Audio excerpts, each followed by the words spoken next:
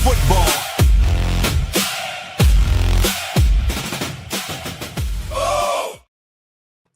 Ladies and gentlemen, welcome to episode 1 of the Gridiron Command here on the Department of Football YouTube channel. I am BroncoRob, and with me is the host with the most, the Gridiron Grunt. He's that direction. I have to remember that direction. And, you know, we just want to welcome everybody. This is our first episode of Gridiron Command. This is going to be our once-a-week show. You know, for years we've talked Broncos football, but we keep finding ourselves talking about everything happening around the league. So we decided it was time to build something bigger. The Department of Football is our home for the NFL coverage. We're Broncos fans at heart, as you can tell.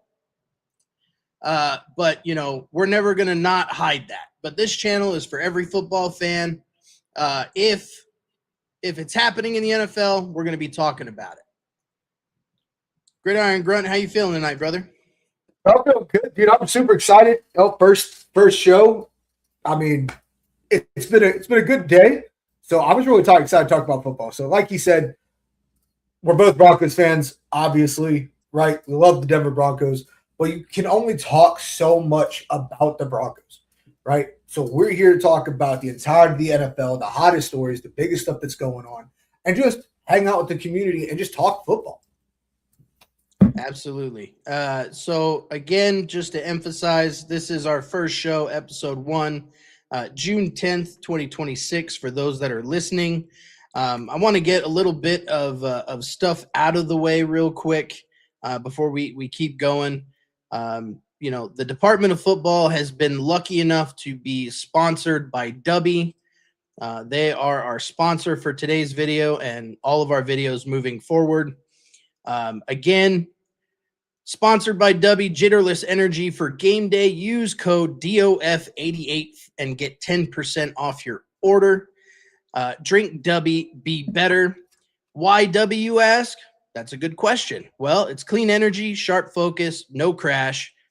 Has 150 milligrams of caffeine per serving, supports focus with the coffee fruit extract and nootropics, includes vitamins and amino acids, zero sugar, zero maltodextrin, zero fillers, no artificial color or dyes, and it's approximately $1 per drink. You get about 30 servings per tub. So again, use code DOF88 for 10% off your order. One more little piece of information I want to pass along to you guys. We are currently streaming on Facebook, YouTube, Twitch, Kick. We do have a Twitter, aka X profile. The Twitter is a little different than the rest of our socials, but everywhere else you can find us at the Department of Football, shown here on screen. YouTube, for right now, you do have to put the @ the Department of Football. Again, Kick, Twitch, and our X page is the DOF Pod. So once again, I want to thank everybody for being here. You know, again, the Gridiron Command is our flagship show. We're going to be doing this every Wednesday at 6:30 p.m. Mountain. So whatever time zone you're in, do the math. Make sure you're not late. Don't miss anything because it's definitely going to kick off, and we've got some fun stuff in store when the season starts. So again, I want to thank everybody for being here, and enough about us. We've got some stories to talk about. We got some things. Aaron Rodgers is back in Pittsburgh with Coach Mike McCarthy. We got Bo Nix entering a huge season. We're going to talk playoff predictions, Super Bowl picks, and plenty of other football topics to talk about. So once again, welcome to episode 1 of Gridiron Command. And Gridiron Grunt, I'm going to let you jump into the first segment, my friend. So going into Pittsburgh right off the bat, right? So we've got Aaron Rodgers, who is old and decrepit. All right, man, let's just call it what it is, right? Great quarterback, right? A lot of ball knowledge, a lot of quarterback knowledge. Going in with a new head coach for the Steelers, no longer Mike Tomlin there. Does he have one more season in the tank to maybe make it to the playoffs, right? Not just a winning season, but an actual playoff appearance. And I don't want to say a Super Bowl appearance because that seems to me a little bit dramatic. But I mean, I think that he at least might have enough in tank to make the playoffs. What do you think, Rob? My opinion of Aaron Rodgers, again, a great quarterback. He's been around a long time. You've seen him through the years in Green Bay. Unfortunately, he had a terrible freak accident in New York, pretty much the first snap of the game. Was out that entire season. The Jets let him go, decided to move on. He landed in Pittsburgh. Last year, they snuck into the playoffs. Let's keep it 100, okay? The Steelers snuck into the playoffs. Had other teams not lost in the fashion that they did lose, Pittsburgh wouldn't even have made the playoffs. Does Aaron Rodgers have one more season in him? Sure. I think he's got one more season in him, but it's not going to be the air commander throwing the ball, 50, 60 yards down the field. He's going to have to, in retrospect, play the Peyton Manning game of football. Everybody knows Peyton Manning is one of the best quarterbacks to ever have played the game. His brother was great. Now he's got Arch Manning, coming into the league most likely next year. So it's in the genes, it's in the blood. But what Peyton Manning lacked was the physical ability, and everybody could tell. He could tell. The coaching staff could tell. So they had to edit the game plan per se to fit Peyton Manning, and Peyton Manning used to pick teams apart with his brain, with his head. And I think that's what Mike McCarthy is going to have to do with Aaron Rodgers, because again, Rodgers is no spring chicken. Who does he have? Aaron, I don't even know who the backup quarterbacks are. Let's be honest. No. I'm not even talking about the backup quarterback. I'm talking about who does Rodgers have for weapons? Well, he lost. I think he lost DK, didn't they? They lost DK. Yep. So, who is he throwing to? Because I know that they had a big turnover coming out of trade deadline, postseason, after the draft, and now. So right now on their roster, they've got Jeremy Bernard, they've got Cole Burgess. You've got Eli Hendrich, he's more of like a running back, wide receiver kind of player there. You got Dean Lowry. DK Metcalf is with the Steelers, at least according to this. I thought he left, but maybe he did come back. And then you got A.T. Perry. They've got Michael Pittman Jr., so that was a big pickup. That was Pittsburgh. A big grab from the Colts. I remember seeing that because my wife, so little backstory on me, I married into a die-hard Colts fan. Like, die-hard. All right, there for the shoe. And now the shoe's on the other foot. There you go. Yeah. I mean, it's crazy. But I remember when the Pittman trade dropped, I remember, like, I saw that. I was forwarding it out to him, and I was like, what?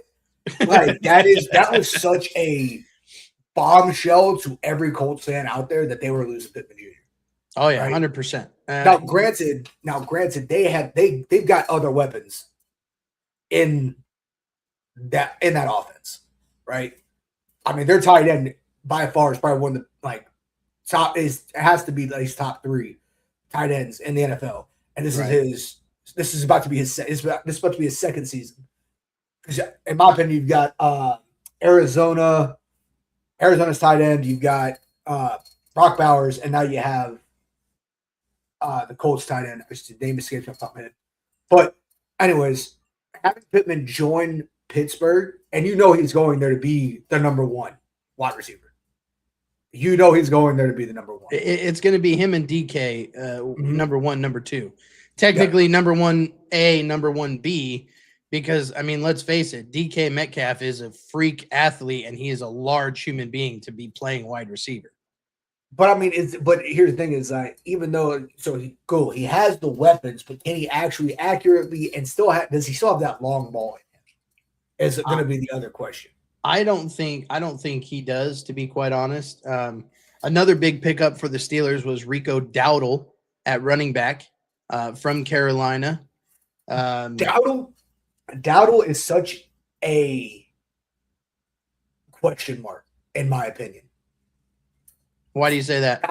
Dowdle did not do it. So in 2024, Dowdle did not great for the Cowboys. Did not do great, right? Struggled, had a lot of problems, couldn't get out of the backfield. Goes to Carolina. Carolina's Chuba Hubbard goes down with an injury. They put Dowdle in, and Dowdle tears up for Carolina. Tears up. So really, yes, could it be a good pickup for Pittsburgh? Possibly. But I don't know which Dowdle they're gonna get. Are they gonna get the Cowboys Dowdle, or are they gonna get Carolina's Dowdle? No. Well, you know what they say, only time's gonna tell. Yeah. All right, so we talked about the Steelers, and I honestly, I don't think it's so much Aaron Rodgers is the storyline. It's Aaron Rodgers with Mike McCarthy, I think, is the storyline there. Because Aaron Rodgers knows the offense that Mike McCarthy likes to run. So that's going to give him a little bit of an advantage. The question is can Aaron Rodgers bring everybody else up to speed and, like Peyton Manning did, raise all boats? That's the bigger question. I mean, I think I definitely think, because just due to experience, I definitely think he can. Right? I definitely think that he can provide that level of knowledge and charisma, right, throughout the team. I mean, again, for him to come in last season and bring him to the playoffs, like, yeah, Mike Tomlin never had a losing season, right? He was all about just having a winning season. Didn't care about if he went to the Super Bowl. If he did, cool. If not, he was just all about having a winning season, right? So now it's with fresh eyes at the helm with Mike McCarthy. Are they going to actually go, hey, we're going all in. We've got weapons for you, right? We need you just to come out and cook. Well, and I mean, speaking of the quarterback, I mean, let's look at who they've got right now. They've got 4 quarterbacks on the roster. Obviously, they've got Aaron Rodgers. They got Mason Rudolph back. They've got Drew Allar, and they've got Will Howard. So Aaron Rodgers goes down. I think you could still manage the game with Mason Rudolph, because Mason Rudolph has shown he's been able to lead the offense before. But do the Steelers make the playoffs if Aaron Rodgers goes down? I doubt it. Yeah, I don't think so. Are the Steelers contenders? They can be. They could be with Aaron Rodgers, but it all depends on how the offense functions, and it depends on Mike McCarthy's play style and play call. Is cool. Pittsburgh the biggest? Who's the OC stepping in for Pittsburgh? Is it the same OC that was working with Tomlin? Brian Angelico. Brian Angelico. I probably said that wrong. Brian Angelico. I don't know. Anyway, this is not an English podcast. Like, we're not trying to teach pronunciation and shit here. It is what it is. I think. Are the Steelers the biggest threat to Kansas City? Kansas City is a very fluid subject, and we're gonna get into that. We're gonna talk about that once we get around to our Broncos segment. So moving on, we've got some quarterback contract drama coming out of Arizona, as Jacoby Brissett is reporting to Cardinals minicamp while still seeking a new contract. Grunt, let me ask you, are QB salaries getting out of control? I think everybody across the NFL is getting out of control. Honestly, it's ridiculous, dude. It's so ridiculous. Like, I mean, Yo, Did you you can just see the pay. one? Did you see the one that just dropped? That Adam Schefter just dropped today? I didn't have a chance to catch up on Oh, anything today. oh yeah. Here you go. They're about to rework Pat Mahomes's for Oh, $500 million. it's like 64 million guaranteed a year. Like, Bro, you could pay sure, me that much money and I'd be the freaking water boy. Like, no, 100%. Like, I mean, I'm looking at like, hey, let's call it what it is. Like contracts like that for Patrick Mahomes, I can understand. It's a lot of money, right? But I can understand it. they paid him that much money with that many years to lock him in Kansas City, so he doesn't leave. Oh yeah, because I think that's the other thing is that we'll get to the Chiefs here in a little bit, but they're throwing everything they can to keep him and Mr. Kelsey. Swift, Mr. Swift in that team for as long as possible. Right? Oh, 100%. But I think Kelsey retires after this year. That's what he said last year. Nah, but he didn't go. But they got eliminated, and he's like, "I'll go again." Like until they get back to the Super Bowl, I don't think he's retiring. Like unless they just never get back, which is what we want. What we want. That's all right. I'm gonna throw a little shout out to Talanoa Hufanga because he's gonna light Travis Kelce's ass up twice a year this year. So that's what I'm looking forward to. Sure. So which QB has the most approved this year across the NFL? Because I have my answer, and it's going to be shocking. Most improved, honestly, I'd probably have to give it to New England. I'd have to give it to Drake May. Drake May. Like I think out of everybody, so he has the most to prove this year, not most improved. They said most improved. Oh no, most to prove. Most to prove? Yes. That's gonna ultimately change your answer. Ooh, yeah. Most to prove. I think that most to prove is probably going to be between J.J. McCarthy with the Vikings. I think he did terrible. And again, rookie season, right? There's a lot of growing pains. And he was injured. He was out his whole rookie season. Was he? I mean, was he? He was. He was injured. He didn't play. But it doesn't matter because even when he did play, he didn't do good. Like did absolutely terrible. Like it was. So between him, Gino, because Gino's back in New York. Yeah, Gino's back in New York. New York. I was so excited every time I played the Raiders in fantasy last year because I was like, "Oh, my defense is playing freaking Gino. Oh boy, I'm getting like 80 points from my defense alone." I was like, "Come on with all the interceptions." So Gino obviously has something to prove to show that he can still be a quarterback in the NFL. I think those are my two, right? I really don't see anybody else off the top of my head. So if I had to pick two, and I hate to even say this man's name, obviously Patrick Mahomes has something to prove coming back off of that horrific knee injury. Is he going to be as good? I don't think so. When you have a significant knee injury like he had, you don't just rehab and come back and you're, flinging and, doing all this crazy stuff. Like you're more pocket centric, if you will.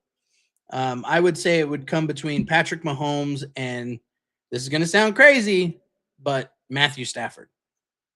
I think with the contract extension that Stafford signed and as close as they got to making it to the big dance, I think him and Patrick Mahomes have the most to prove.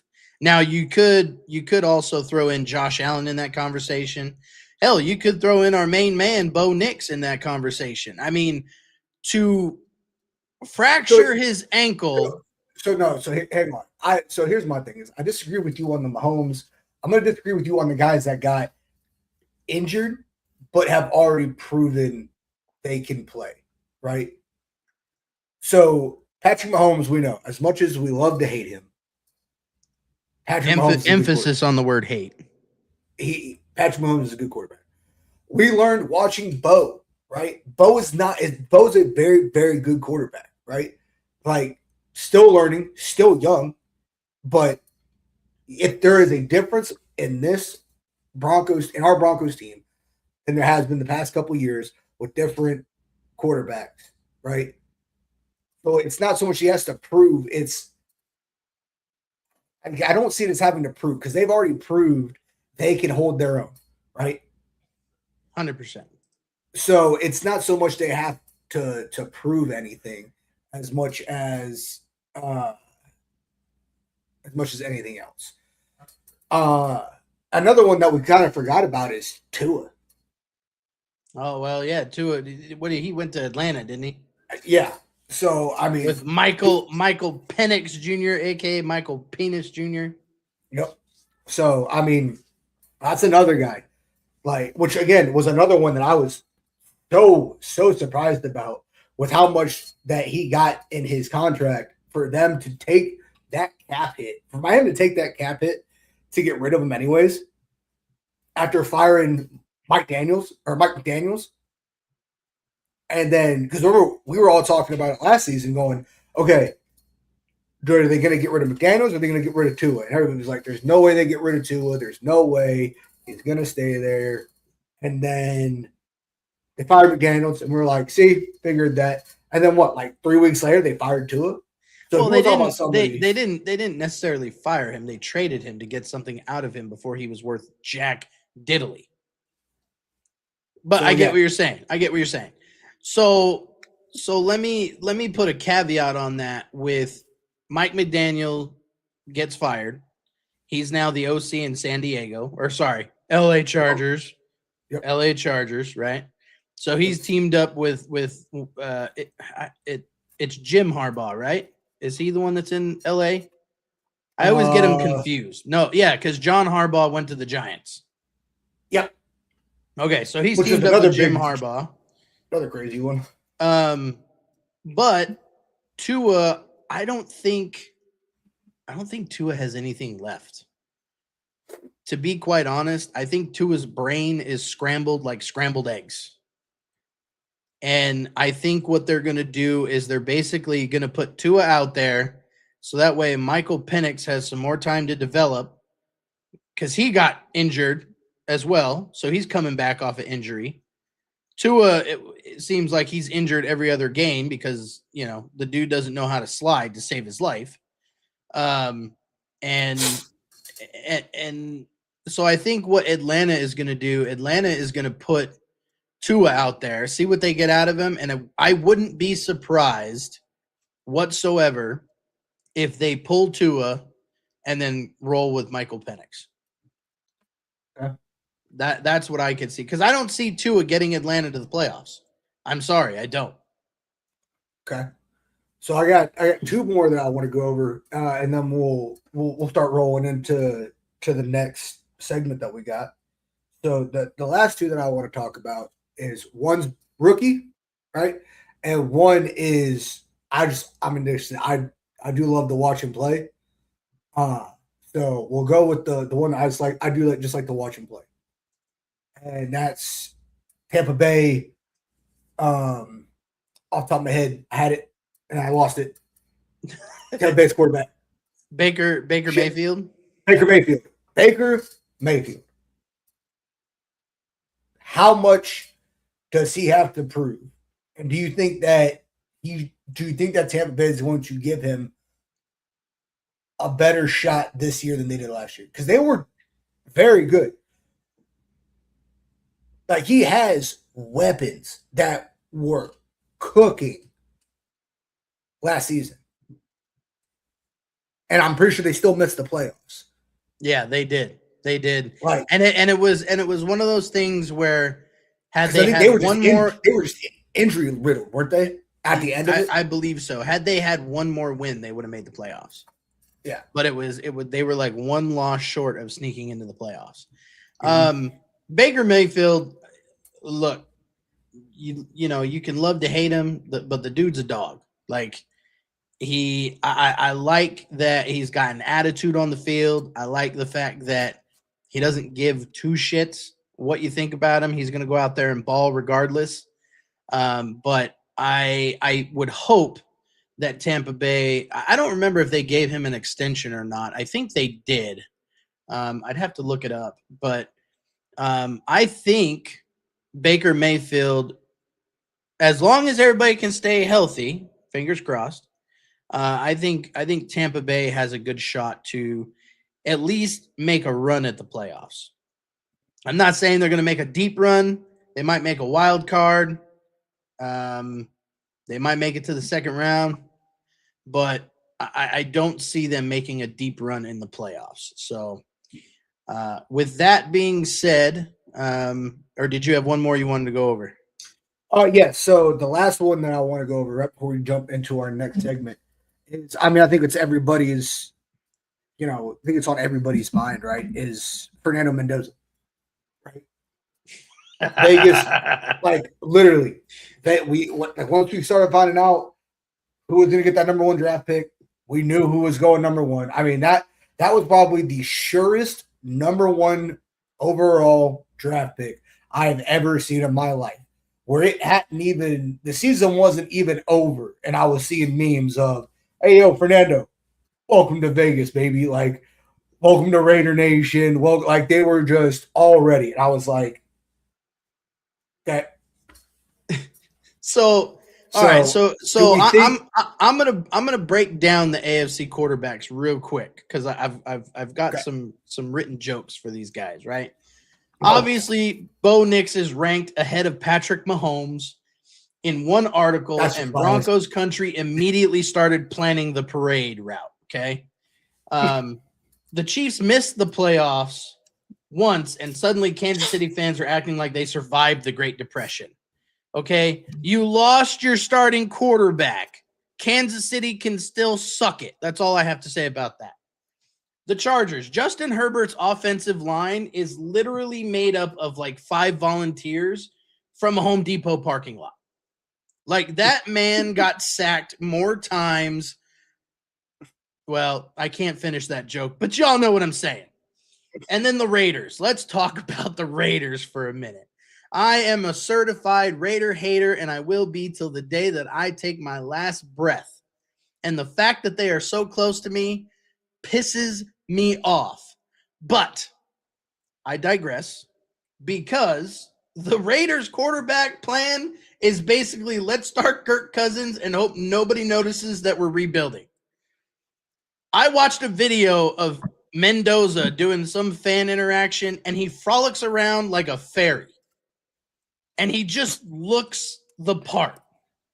I can't wait. I hope and pray that the Raiders go, no, Mendoza's ready. Put him out against the Broncos. Our defense is going to have 15 sacks. I'm calling it right now. I hope and pray that they put Mendoza out, and like by the end of that game, he has second thoughts of his life choices. Oh, yeah. I mean, listen, 99. Old 99 will grab that. Old 99 will grab him up. I'm super excited for it. Super excited for it. So, as far as the Raiders go, do I think they're going to do anything? Absolutely not. Do I think they're going to do anything any year? Absolutely not. Granted, they got wins over us, you know, in years previous. Hey, all right, listen. To those that are watching, Rob hates the Raiders more than he hates KC. Okay, so he is biased as all get out. Okay? It's like 1A, 1B. Yeah, all right. Here's my thing: is new head coach, fresh quarterback, just took Indiana 16-0, won the national championship for college football. Are we going to see it transfer over? Are we going to see it in the NFL? Because, I mean, how many times have you seen guys that cooked in college that died as soon as they came out here, right?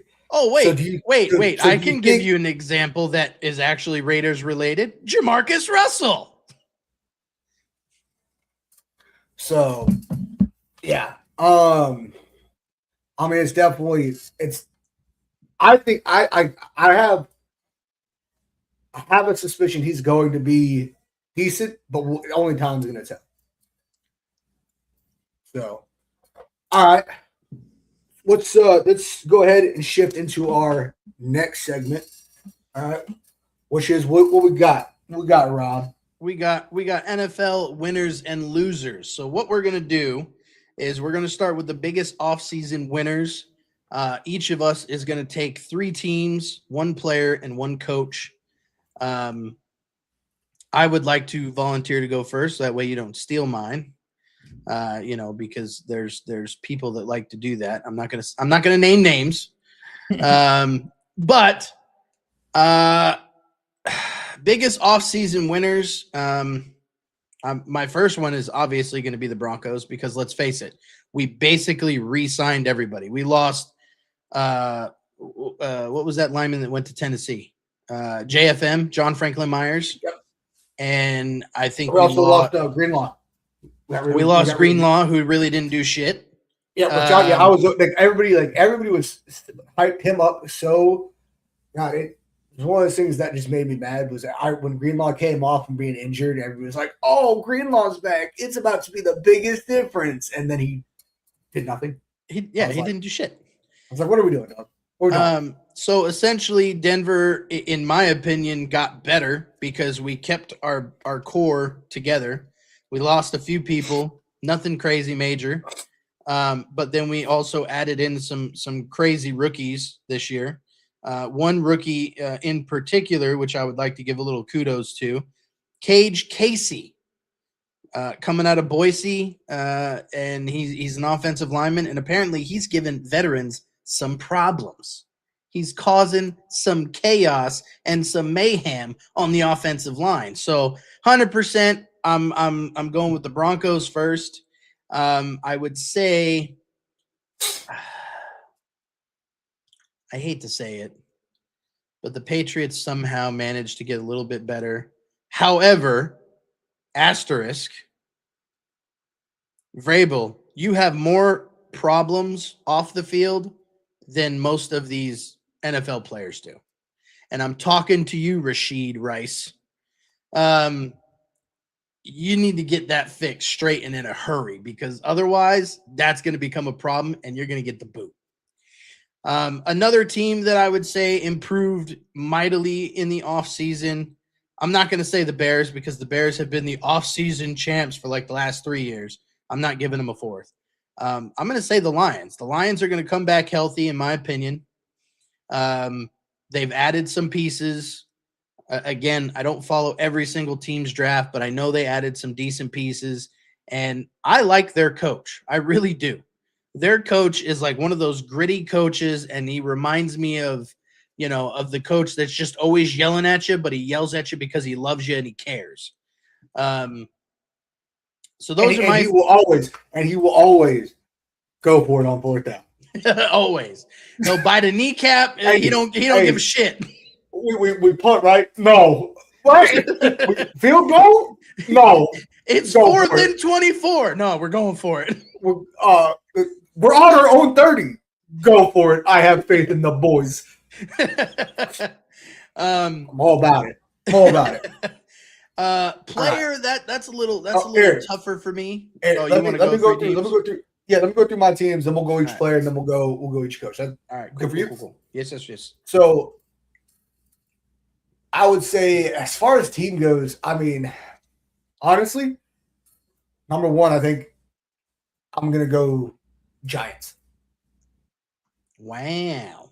Right. I love the Broncos. Right. You already talked about them. I'm not gonna, not gonna beat a dead horse. Honestly, I think the Giants, with their pickup of John Harbaugh. Right. John Harbaugh did really, really well with the Ravens as their head coach. I'm surprised that the Ravens got rid of him and didn't give him one more year because, again, the Ravens were also just riddled with injury and absolute chaos that last season. So, and the Giants, their biggest issue, other than the injuries, was their head coach. Like, well, that and the fact that Lamar Jackson had to run to the bathroom and take a shit every game. but I mean, but I said, like the Giants, their whole shtick, I think, and they played well. They would listen. Not well enough against the Broncos. Hey, but you know what? You and I watched that show together, and it was a nail biter. Through and through, 100%. 100%. There's a reason it got dubbed the Miracle at Mile High, because there was no way that we should have won that game, and we came back and did it again. We had a 7%. We had a 7% chance of winning that game until it turned around. I know, and then it dropped back down to like 3% after the Giants were back on us again. Like, listen, just say what you want about. Like I said, I love the boys, I love everything. The Giants came into Mile High and showed out, right? And that was when they had a coach that really was doing some, number one, questionable stuff when Jackson Dart got hurt. Jackson Dart and Cam's going to be back this season. Cam is hungry. I wish if we didn't have Bo for the Broncos, I will say it right now, I would hope to God we had Jackson Dart. I think him and Cam Scatterbo are both two of the funnest dudes to watch play the game. And with John Harbaugh now at the helm, hey, they're going to get elevated, right? So I definitely think just with the Harbaugh hire and with both of their guys coming back hungry and ready to go, Giants, I'm going to choose as my number one. My number two, while you're thinking about that, can I just put a little asterisk on the Giants? Because I feel like it has to be talked about. Okay, Scattaboo had a severe ankle injury. Like, it was too gross to watch. I don't know if I don't care how hungry he is. I don't think he's going to be the same Scattaboo. You could say the same thing about Bo. If you weren't a Broncos fan, objectively, right? If you were not a Broncos fan, what would you say? I would be mildly concerned about Bo. Not as much as I am about Scattaboo, though. I'll take that because that's all I'm going to get at. The second team that really, I'll give it to the Bears. Bear down. I give it to the Bears. I think that the Bears are definitely, they're trying, dude. Right? They're getting ready to move stadiums. Caleb Williams is really actually developing. All right. If they break the cycle that they have been stuck in for the last 20 years, good chance you're gonna see a difference, right? It's all about just breaking the cycle of they have a GM, they have a head coach, they draft a quarterback, head coach gets fired, new coach gets hired, doesn't like the quarterback, GM gets fired, new quarterback drafted. And then the cycle just repeats itself. It's a circle. Right? It just repeats itself, right? And you're like, oh my gosh.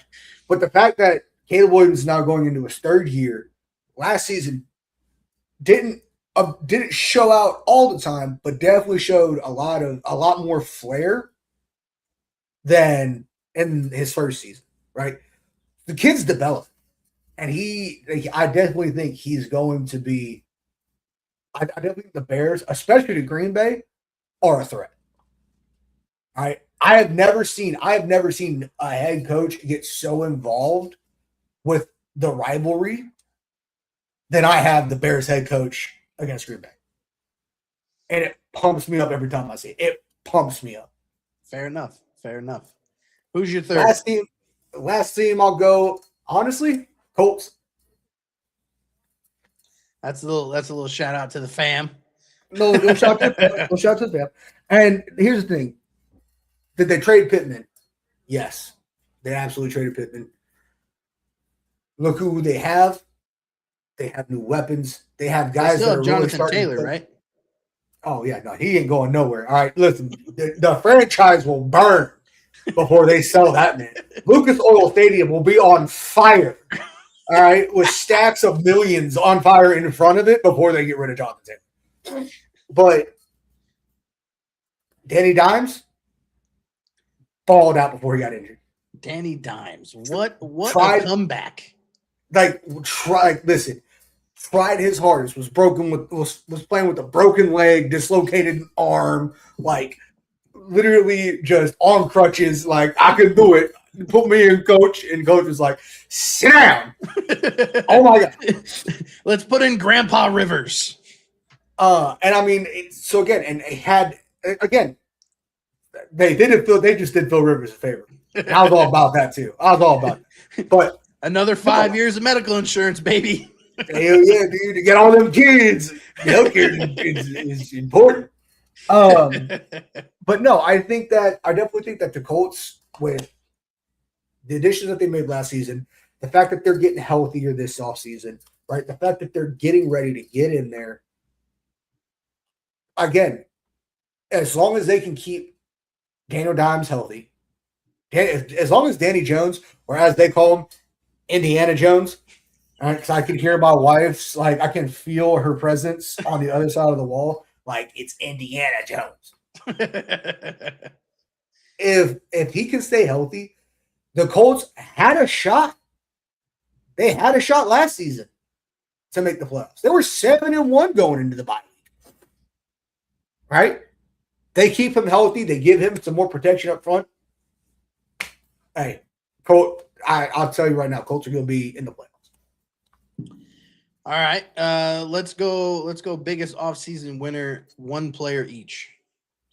I'm gonna stay true to my team, and I'm gonna say Bo Nix because the Denver Broncos pulled off a trade that we kind of thought might happen, but we weren't 100% sure, and that is the Penguin man himself, Jalen Waddle, coming out of Miami.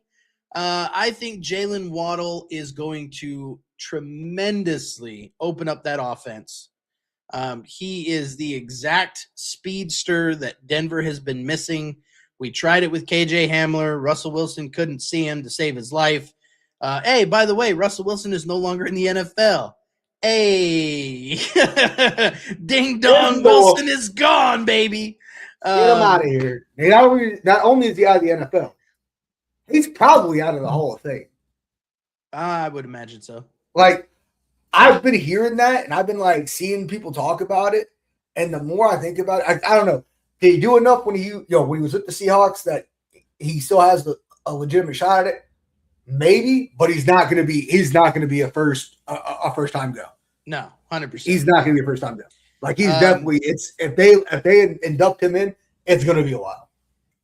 So again, that's going to be my biggest offseason winner when it comes to a player because, again, just the addition of Jalen Waddle and all of the other receivers that Denver has, I think, and again, Sean Payton's not calling plays. Davis Webb is calling plays. He's going to utilize him. He's going to put him in the slot. He's going to put him outside. He's going to put him in the backfield. I think Davis Webb is going to utilize Jalen Waddle, and I don't think the NFL is ready for it. Again. Okay. We'll talk more about it because once we get to the Broncos segment, because I definitely have my own piece on it. As far as my one player that for an all-season winner, I really don't think I have one right now. Right? I really don't think I have one. I think that, and again, it's mostly because it's the offseason, so everybody is, again, like, to highlight your point, right? Waddle got traded to us. It's like, yeah, I could sit there and be like, Waddle is the biggest winner because he came to the Broncos and he's going to get us all these touchdowns. We don't know. Ball hadn't even been snapped yet for the season. Hadn't even been snapped for the preseason, right? And I mean, look at, again, I'll bring up the Broncos. We pulled in our tight end last season that, again, everybody was like, oh, he's the greatest. Didn't deliver, right? 1 or 2 plays, didn't deliver. So I can't really say that I'm going to pick an offseason winners because we don't have enough data to pick. Fair now, enough. ask me this question again in after preseason or after the first 2 or 3 weeks, I have an answer for you. All right, we'll revisit it. I personally think I'm gonna skip the coaches because not enough data and there's too many new head coaches. What do we have? Like 9 new head coaches? So many. There's 32 in the NFL, and I think a third of the league has a new head coach. The Raiders, didn't the Cardinals get a new head coach too? The Steelers, the Titans, the Titans, the Dolphins, the Giants, the Ravens. The coach turnover this last season was ridiculous. Yes, sir. So I'm gonna skip biggest off-season losers just because we're at 46 minutes. All right. Real quick, for everybody that's out there, I understand we do not have a comment section on the YouTube. This is our first stream. We are still learning. All right. However, you can go to Twitch or Kick, and you can watch us live on Twitch and Kick, and you should be able to utilize the comment section there. So please, by all means, if you guys want to get involved with the conversation, go to Twitch, go to kick.com, type in the Department of Football, and you'll be able to go ahead and send those comments through. Actually, we got a couple Twitch comments. I'm going to pull those up real quick. Hey. We got Coach Pat 0921 says they will need to find a way to open up routes for him. 100%. Coach Pat, welcome to the Department of Football. Welcome to Gridiron Command. He also comes in saying Myles Garrett finally got a chance. That is a good point. That is a very good point. I can't believe I forgot about the Myles Garrett trade. Dude, definitely won out on that trade. I was surprised that the Browns I don't know what he did for them to let him go, but I thought, you know what, good on the Browns for at least recognizing that you have the impact that you can make somewhere else is unsurmountable, right? That they let him go. Well, and now there's talks of Aaron Donald coming out of retirement to be teamed up with Myles Garrett. If Aaron Donald comes out of retirement, I'm telling you right now, Rams are making it to the Super Bowl. I'm gonna say it right now. Like there's absolutely no way you have those two beasts, one on each side of the line, and don't make it to the Super Bowl. There's no way in hell. No way. I agree. All right. So now we've talked that. We've got some comments. Appreciate you, Coach Pat. Let's go ahead and go into our next segment, which, again, this is an NFL podcast. We are Broncos fans. Rob is very excited, as you can tell. Let's go. This is now the Broncos Command Post. All right. 20 minutes. We're going to just talk about our love for our boys, right? Please indulge us. We talk about all 32 teams here. All right. And if we haven't talked about your team yet, drop it in the comments and we'll talk about it. All right. We're all about it. But right now, with the Broncos Command Post, first thing that we're going to go into is the Bo Nix update, right? A lot of drama coming out of last season. A lot of drama coming out of that Bills game. A lot of drama coming out of like the couple weeks after where Sean Payton was not shooting off at the mouth, but definitely like probably putting his foot in it a little bit about the injury. And really just kind of Sean Payton said, oops, let me back that up a second. Yeah, right. So definitely a lot going on with Bo Nix. Now, Sean Payton has come out again, said that Bo he's progressing well, and that hopefully he should be able to participate in minicamp later this month with no limitations, which would be huge, right? Because now we can actually start implementing the changes that we're going to have to make with our new additions on the offense. So, Rob, the first question I have for you is this. In your opinion, not how much can Bo improve, but where do you think we're going to see him improve? Do you think we're going to see him improve more in the passing? Because we know he's a very scrambling guy. But because of the injury, do you foresee him really starting to like focus and work on his ability to accurately get the deep ball, accurately get those short, quick passes out to prevent him from having to scramble? I think 100% that's going to be the focus of the Denver offense for 2026. Now, is Bo going to stick to that script? Probably not. He's probably going to get in a situation and be like, F it, I'm taking off.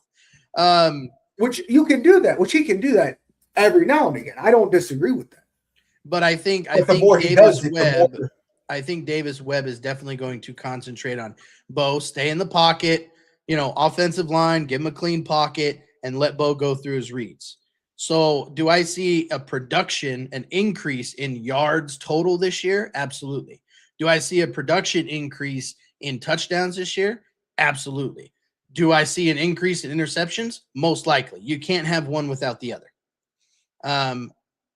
But another question that I would like to counter to you is, what does Denver's running game look like this year? J.K. Dobbins is coming back from injury. We've got Harvey still, and we drafted a running back, Jonah Coleman, I believe is his name. So what does the running game look like for you, Mr. Grunt? The running game in our backfield, it's going to be Dobbins number one, right? I can tell you right now, I'm nervous about Dobbins because, again, another guy that came off an injury, right? And to give him credit, he tried to get back on the field for the playoffs. Mm-hmm. The guy tried. Like 100%. I remember right before we started getting into it, he was like, I'm going to be there. I'm doing what I can. And he just couldn't get cleared to do it. And, it is what it is. Now that he's had the time to rehabilitate, get back into it, he's going to be our number one, at least for the ground attack. Harvey has to focus on the ground attack, right? Harvey is a reception bat, and he is fantastic at it. How many times last season did we see him when we got on the 10-yard line? Did we see Harvey go out, run a route, and make a touchdown? You knew it was coming. Every single Broncos game we watched, it was like, where are we at? Oh, we're there. Pass to Harvey, right? Or hey, we're third and we're 3rd and 3, right? Not enough just to kind of push your way through the line, but far enough to where he can get out and get in front. There he is. So I really think that Harvey is going.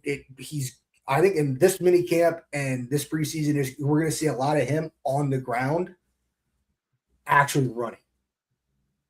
And I'm telling you right now, he already has the reception threat. Now we need to get him to just the route threat. Right. And I think he's going to be great. We still have the rookie. We'll see. I don't know enough about him to comment on him. We still have Bidet in our backfield.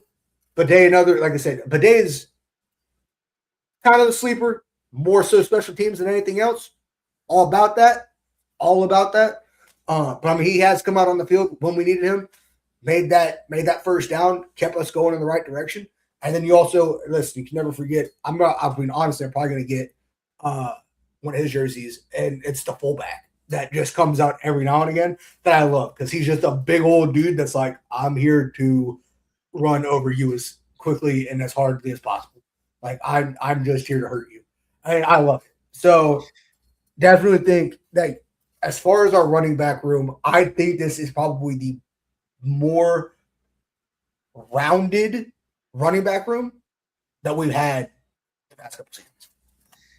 I would concur with that. I'm going to take a second. We got some more comments to get to real quick. Coach Pat coming in saying, I see them running more 22-man to allow a better run game and more protection for Nix. I would have to agree with that. And then we have a special shout out to you, Gridiron Grunt. We have Mrs. Damn Trash Panda saying, I'm your biggest fan, Gridiron Grunt, hot daddy. And then we have our Nightbot saying, at Mrs. Trash Panda, jackpot, stop spamming caps. Warning. So then she came back and corrected it. I'm your biggest fan, Gridiron Grunt. For those that don't know, that is the Gridiron Grunt's wife. So we're gonna call her Mrs. Grunt. Big shout out to her. I also want to give the folks viewing, listening, watching a little background on you real quick. Mr. Gridiron Grunt is an active member of our U.S. military. So for that, I want to thank you for your service, sir. And my pleasure. we appreciate you. So, for this podcast channel, the Department of Football, the reason why it came together, I'm a civilian. I love the Broncos. I love football. The Gridiron Grunt, that direction. I was right the first time. He is an active member of the military. And so if you were able to catch our intro video, that's why you kind of see a football player and a soldier. And that's where that idea came from. So we're incorporating both of our sides, for this channel, for these podcasts. So again, shout out to the U.S. military. I want to thank all of you guys and girls for your service, past, present, and future. And so moving on, with our Broncos segment, we're going to go a couple more minutes on it here. So would you say that the running game is the biggest question, or would you say maybe the secondary, maybe the wide receiver depth? What do you think about that, Grunt? The biggest question I think is going to be not so much the wide receiver depth, but how many times last year did we question who was playing? Who was playing, but who was our number one wide receiver, right? 100%. The OGs, right? It's Courtland Sutton, right? It's 88's protege, right? That's who it is. Then you have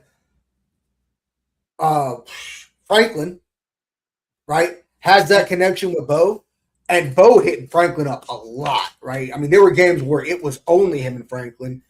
Sutton didn't even get a pass thrown near him, right? And it was Franklin. Now we're adding Waddle to the mix. So now it looks at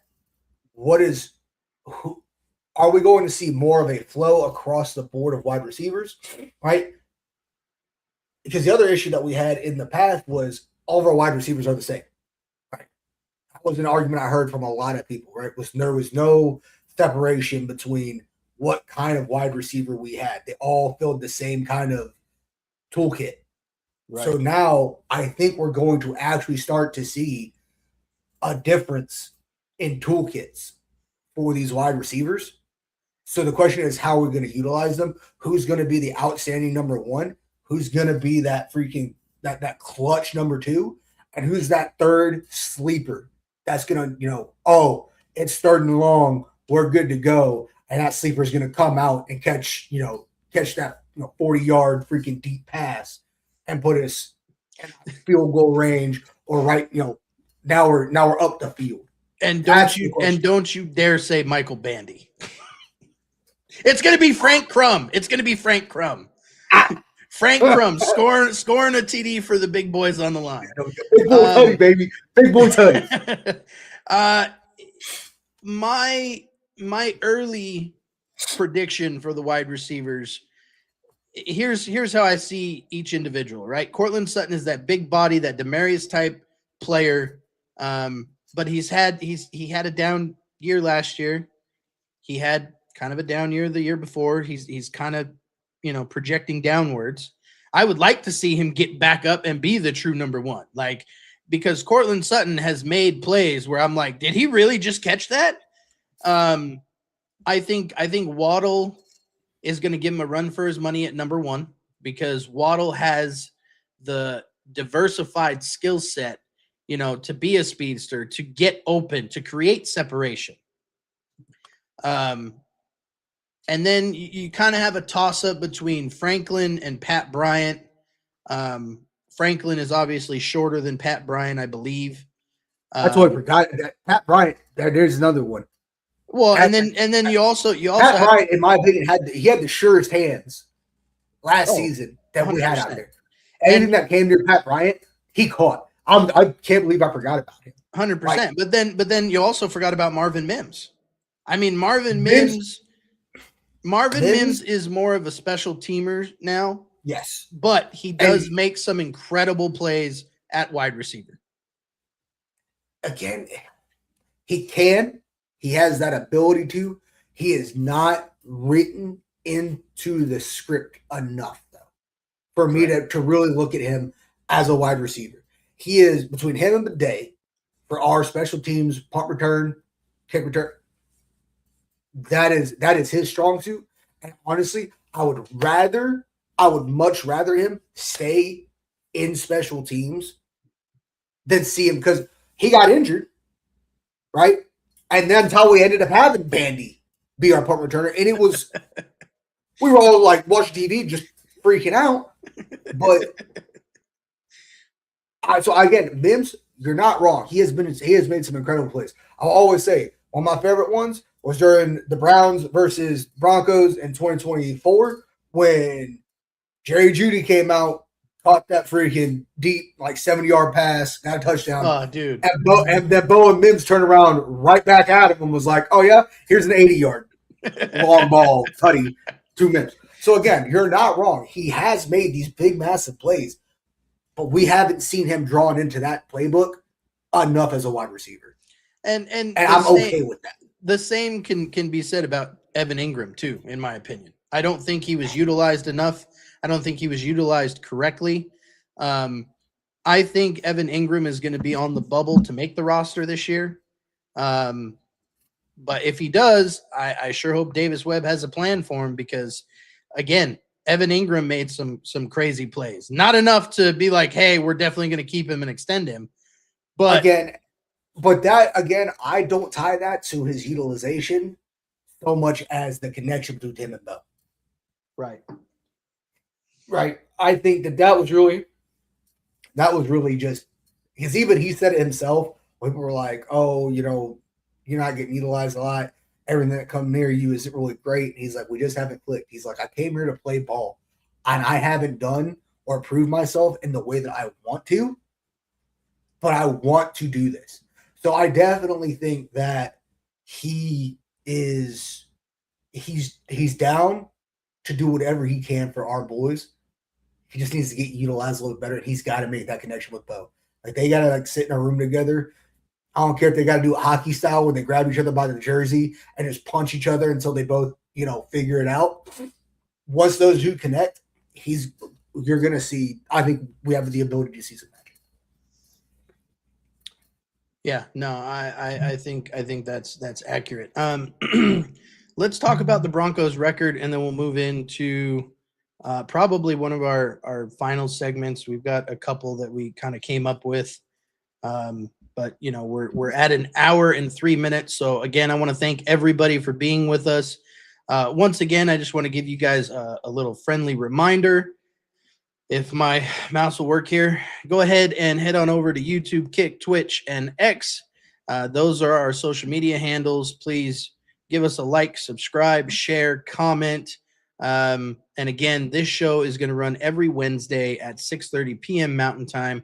So if you're not in the Mountain Time zone, do the math because you don't want to miss what we got coming up every single week. So again, let's talk the Broncos record real quick, and then we'll move on. I kind of came up with, what's the floor, what's the most likely, what's the ceiling. I just want to hear your prediction, Bronco Grunt, as he destroys whatever is in front of him right now. Okay, sorry. Ladies and gentlemen, Bronco Grunt. Gridiron Grunt. Well, let's just say, what do you think Denver's record is going to be this year? We already know the schedule. The schedule's been released. I mean, I'm not going to put a number on it. I definitely think that it's going to – I think we're going to have a winning record. I definitely think it's going to be a winning record. I think that I'm not going to sit here and be like, oh, we're going undefeated. But we're definitely, I think, going to have a winning record. I think we definitely are going to – I think we're going to have a third year back in the playoffs at least. So, I mean, give it like 16 games. I'd say like at worst 12-6. 12-6. Okay. Well, I think at its worst it'll be 12-6. Do you think that's going to be good enough to make the playoffs? I mean, again, it all depends. That's it. Am I saying we're going to be the number one seed? Probably not with that record, but we'll be in the playoffs. I like it. I would like to err on the side of hopefulness. I mean, Denver's record last year was what, 14-3? Yep. With Bo coming off of an injury, with Sean Payton being now in his fourth year with the Broncos, I believe, because he had 2 years with Russell Wilson. It's 22 to 26, 4 years. Okay, so 4 years. I would like to see Denver win 13 games.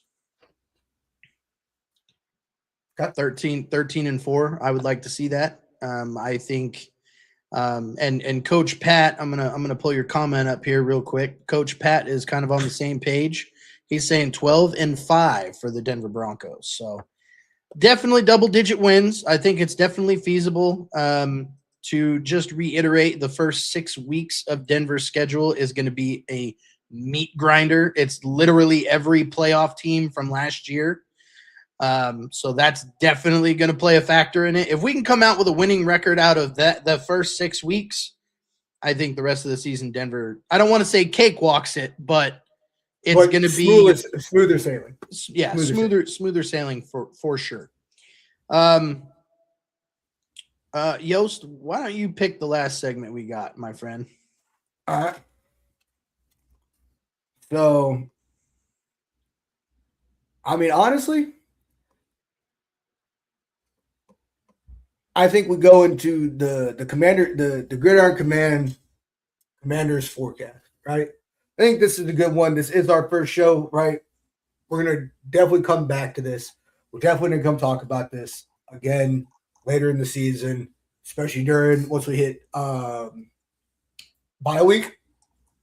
So I think this is a good one. So each host is going to predict the AFC Championship, the NFC Champion to start with. So I'll let you go first. Who do you think has a chance of being in the how about this? Instead of who's going to be the champion, what are the 2 teams that are going to be in the championship game? Well, for the AFC, I can't not say the Broncos. It would not surprise me if the Broncos and the Patriots come back to the AFC Championship game. However, in the AFC, you've got a lot of teams that have improved.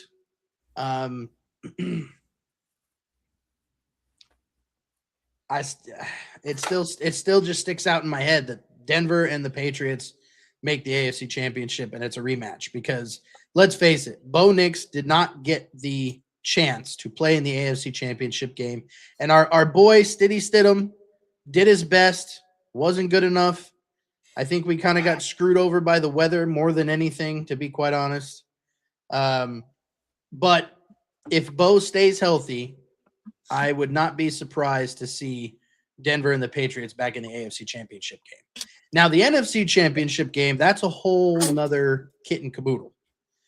And yes, I just used the word kit and caboodle, so deal with it. I could honestly see, can the Rams and the Seahawks make it to? Yeah, they can make it to the NFC. That's what it was. That's what it was last season. I would not be surprised with the addition of Myles Garrett for the Rams, the new contract extension for Matthew Stafford. They still got all their wide receiver weapons. The Seahawks being the defending Super Bowl champs. I could see the Rams and the Seahawks making it back to the NFC Championship game again. I know that sounds cliche. I know it sounds like I'm not putting thought into it, but in my mind's mind, my mind's eye, however you want to say it, that's what I kind of see happening. And Coach Pat says NFC Rams Lions, AFC Broncos Bills. Hey, there you go. There you go. You know the Bills are going to be pissed off this year. Pissed off. Oh yeah. I mean, all right, Gridiron Grunt, your turn, brother. So here's the thing: is again, I want Broncos to be in the AFC Championship, right? I'm not going to do the same teams that you did, right? I'll throw some variety into it. I'll be the one with the level head and without the orange and blue goggles on. Hey, I bleed orange and blue, baby. I think that it could definitely be a Colts. I definitely think it could be a Colts and a. Ooh. Honestly, if it's not us, I would love to see a Colts and KC AFC Championship and Danny Jones take it to the Super Bowl. Dog walks if it's Patrick not us, Mahomes. if it's not us, that's what I want to see. All right. You know, I think that's another strong contender for the AFC Championship game, and I'm going to say it now just because I don't know if my one of my best friends in Jacksonville, Florida, is watching right now. There's a large time difference from where we're at and there. I could see Jacksonville coming in and being a problem. Okay. Jacksonville was a problem for Denver last year. They did beat us. That was one of the losses that we had. I could see Jacksonville coming in and being a problem. Okay. So all right. Well, with that, is there any of these other ones you want to visit, or is everything? I still do the NFC. I still do the NFC. Yeah, NFC, right? And then we'll wrap it up. The NFC Championship. Honestly, I agree with you. That's one I will agree with you on. I think it is going to be defending Super Bowl champs and the Rams. You've already said why, so I definitely agree. So, other than that, I think that about wraps us up. I think so too. We're at an hour and 12 minutes. Again, I want to thank every single person that watched, commented, came in, checked the stream out, subscribe to the YouTube channel. We appreciate it. We got a couple more comments. We got from Mrs. Grunt. We got Indiana Jones and the Revenge on the Jags. Yeah. That is her version of the Raiders for you. She hates the Jags. And once again, Mama Grunt, Nightbot telling you, stop spamming caps. I think that's funny. I think that is hilarious. But with that being said, Gridiron Grunt, I'm going to give you final thoughts first. Final thoughts is thanks for everybody for coming out. Remember, every Wednesday, 7:30 Central Time, 6:30 Mountain Time, we will be right here talking about all the stuff, all the things happening in the NFL, the wildest stories, everything like that. When the season starts, we're going to have clips. We're going to have stuff to watch. We're going to have stuff to deconstruct and go into. So please share, like, subscribe, send this out to everyone that you know so that way we can because we just want you guys to also be involved. We have some kinks to work out. We will work them out. But so glad that you guys came in, hung out with us, and it's really, flagship first episode. Appreciate all of you guys for coming out. Do you have I would like to ask you one final thought regarding the season. Is there anything that you're watching heading into training camp? Really, I think the only thing that I'm as far as watching Adam Schefter. I'm watching Adam Schefter, whatever malarkey is coming out of that guy's freaking spies within the NFL. That's what I'm watching. All right. Adam Schefter keeps between him and Ian Rappaport. It's officially official. I'm like, what's officially official, Ian? What are you talking about? What's happening? Like, God. I'm in the military, and that guy gives me more anxiety than anything else. Just Ian Rappaport coming on my Twitter. It's officially official. What is Ian? What has happened? What do you have to tell me? What am I watching for training camp? Well, again, the Broncos side of my brain is I want to see how these rookies do. I want to pay attention to injuries. I want to pay attention to Bo Nix and how he is coming along. I'm going to be watching a lot of video of Bo Nix specifically, just to see if he still has that pep in his step, if he still has the same moves, he has the same swagger about him. I think that's one of my favorite things about Bo Nix is, he's not afraid to get in Sean Payton's face. Now, again, I'm going to say don't do it too many times because Sean Payton will put your ass on the bench, brother. But with that, I'm just going to, again, reiterate what Gridiron Grunt said. I appreciate everybody coming out. This has been the Gridiron Command from the Department of Football. I want to throw this up one more time. Again, give us a like, share, subscribe, follow on all our socials, YouTube, Kick, Twitch, and, of course, X, a.k.a. Twitter. The Twitter is different. It is the DOF Pod. With YouTube, as of right now, you do have to put the @, the Department of Football, to find our page. Hopefully, we'll figure that out. And again, a shout out to Dubby, our sponsor. Don't forget to use our code DOF88 in remembrance of Demaryius Big man Thomas himself, from the big man himself, to get 10% off your order. Again, that's our code. So go out and use it. Again, I'm so grateful to be a part of this, to be able to create and move forward with this. Gridiron Grunt, I want to thank you specifically, sir. And again, this has been the Gridiron Command from the Department of Football. One league, every team, full coverage, and we'll see you guys next week. Thank you so much. Let's go, baby.